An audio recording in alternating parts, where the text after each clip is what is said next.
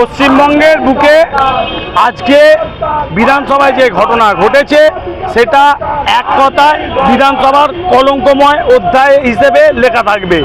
বিরোধীদের যেভাবে কণ্ঠরোধের চেষ্টা আজকের এই শাসক মমতা ব্যানার্জি ভাবছেন যে বিরোধীদের ওপর গলা টিপে তাদের শ্বাস রোধ করার চেষ্টা করবেন, তিনি তাহলে ব্যর্থ চেষ্টা করছেন।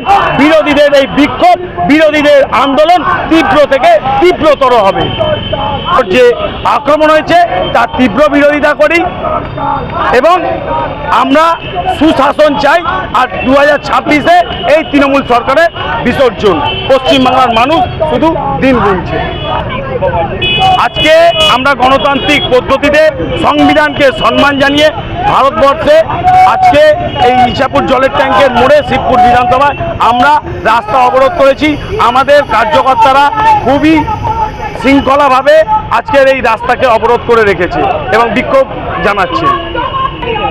এখানে কিছু কার্যকর্তা তাদের যে মনের ক্ষোভ, যে আগুন, আজকে তা গাড়ির টায়ার জ্বালিয়ে দেখাচ্ছে।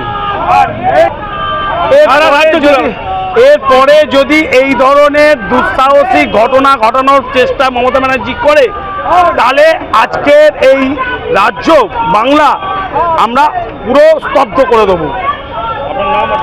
সুকমল ঘোষ, হাওড়া জেলা বিজেপির সম্পাদক।